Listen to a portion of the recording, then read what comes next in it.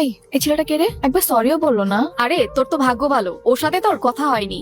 কখনো কাউকে ভালো কিছু বলেছে বলে তো আমার মনে হয় না। দেখলাম ক্লাসে একা একা বসে, কেউ সাথে কথাও বলে না। Excuse me. হ্যালো। জি আমি। আমার কলমটা পড়ে গিয়েছে। তো কি হয়েছে? তো উঠিয়ে দিন। আমি কলম উঠাবো? আচ্ছা থ্যাংক ইউ। ভালো থাকবেন আপু, আসি। এখানে থাকলে হয়তো কলম উঠাতে উঠাতে আমার পড়াশোনা আর হবে না। গাধা নাকি আমি? আপু? হ্যালো, আসসালামু আলাইকুম। কে? আমি তা তো জানি, কিন্তু কি আপনি? আমার পরিচয় জেনে আপনার কি হবে? আপনি আপনার পছন্দ মতো আমাকে একটা নাম দিয়ে দিন না। আশ্চর্য, আমি তো আপনাকে চিনি না, নাম কি করে দেব? চেনেন না চিনে যাবেন, কথা বলতে থাকেন, আস্তে আস্তে এমনিই চিনে যাবেন। আমি একজন অপরিচিত মেয়ের সাথে কেনই বা কথা বলবো? কারণ পরিচিত কেউ তো আপনার সাথে কথা বলে না। একজন অপরিচিত মানুষ আপনার সাথে কথা বলতে চাচ্ছে, তাতেও আপনার সমস্যা। ওয়েট, আপনি মেবি আমার ভার্সিটির কেউ, রাইট? যদি বলি হ্যাঁ। আচ্ছা, তা আপনি যদি আমার ভার্সিটির কেউ হয়ে থাকেন, তাহলে তো আপনাকে খুঁজে বের করে আমার বামাতের খেল। তাই নাকি? কিন্তু আপনার তো কোনো ফ্রেন্ডসই নেই, তাহলে আমাকে কিভাবে খুঁজে বের করবেন? তা অবশ্য ঠিক, কিন্তু চেষ্টা করলে তো সৃষ্টিকর্তাকে খুঁজে বের করা যায়। আর আপনি তো সামনে মাটির মানুষ। ওকে, তাহলে ডিল ডান। দেখি খুঁজে বের করুন। বাই। বাবা ডেকেছো? তুমি নাকি বডিগার্ডদের তোমার সাথে ভার্সিটিতে যেতে নিষেধ করেছো? হ্যাঁ। কারণ বাবা, তোমার এসে বডিগার্ডদের জন্য আমার কোনো ফ্রেন্ড আমার সাথে মেশে না, আমার কাছে এসে কথা বলার সাহস পায় না। একটা মানুষ একা একা কতক্ষণ থাকতে পারে তুমি বলো তো? অনেক তো হয়েছে বাবা, অনেক হয়েছে। আমাকে চাপ দেয়ালের মধ্যে অনেক বন্দি করে রেখে আমি তো বড় হয়েছি, এবার একা ছাড়ো। আমার মেয়ের লাইফ যাতে রিস্কে না পড়ে এই জন্য বডিগার্ড রেখেছি। আর বডিগার্ড রাখাটা আমাদের পারিবারিক রীতি। কাল থেকে তুমি বডিগার্ড নিয়ে ভার্সিটিতে যাবে, এটা আমাদের পারিবারিক রীতি। আর তোমাকে বলে দিচ্ছি, তুমি যদি আমাকে পাঠাও ওদেরকে আমার সাথে, তাহলে কিন্তু ভার্সিটিতে জব অফ করে দিব, নিজেকে চার দেয়ালের মধ্যে বন্দি করে ফেলবো।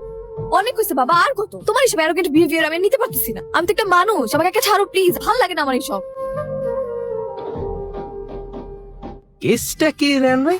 রাত বেরাতে তো আপনার হাসাহাসি শব্দে ঘুমানো যান। কি বলেন ভাই? ওই হাসাহাসি করলাম। না, কেসটা আমি একটু একটু বুঝতেছি, তার নারী ঘটিত বিষয় মানুষ। তেমন কিছু না, আসলে হয়েছে কি, ওই ভার্সিটির ফ্রেন্ড, আমরা একসাথে পড়ালেখা করি, ওই লেখাপড়া নিয়ে ডিসকাস চলতেছিল। ও আচ্ছা, লেখাপড়ার বিষয়। না, এটা ভালো, তবে প্রেম ভালোবাসা কিন্তু ভালো না। প্রেম মানুষকে ধ্বংস করে দেয়।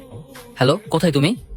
আমি তোমার কথা মতো ইউনিভার্সিটির পিছনে যে পার্কটা আছে না, সেখানে চলে আসছি। আজকে ওকে দেখা হবে না আমাদের? হ্যাঁ আসবো তো, কিন্তু আগে দেখি তুমি তোমার বুদ্ধি দিয়ে আমাকে খুঁজে বের করতে পারো কি। যদি বের করতে পারো তাহলে তো দেখা হয়েই যাবে, আর যদি না পারো তাহলে তোমার কপাল খারাপ। তোমাকে কিন্তু ব্ল্যাক শার্টে আছে খুব হ্যান্ডসাম লাগতেছে। আমি কতদিন যাবত পাগলের মতো তোমাকে খুঁজতেছি। কেমন মানুষ তুমি? একবারের জন্য সামনে আসতেছো না? শুধু শুধু ভয়েস শুনে কি তোমাকে ট্রিট করতে পারবো নাকি? এই এত আকুল হয়ে গেছো কেন আমাকে দেখার জন্য? হ্যাঁ, যখন সামনে থাকি তখন তো একটু পাত্তাও দাও না, ঘুরেও তাকাও না। এখন তো কি? হ্যাঁ, আমি যদি সত্যি সত্যি তোমাকে চিনতাম, তাহলে তোমার উপর থেকে আমার চোখ কখনোই সরাতাম না। তোর এই অপমান আমি কোনোভাবে নিতে পারতেছি না, বুঝছস? তুই মাই খাই ফিরে আসছিস, আমি হলে কি করতাম জানিস? বাদ দে, তোর এমনি আমাকে একটা রিভেন্স নেওয়া লাগবে। রিভেন্স বুঝতেছিস না? তুই ওর কারণে মার খাইছিস, সেম তুই ওর একটা মাইর দি। আর আমি জানি ও এখন বডিগার্ড ছাড়া বাচ্চা দিতে আসে।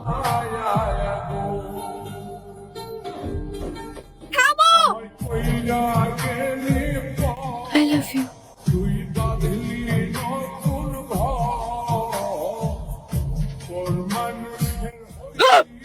কি হলো রেন ভাই, আপনি এরকম সিলাসিলি করতেছেন কেন? আপনি কি ভূত দেখছেন নাকি?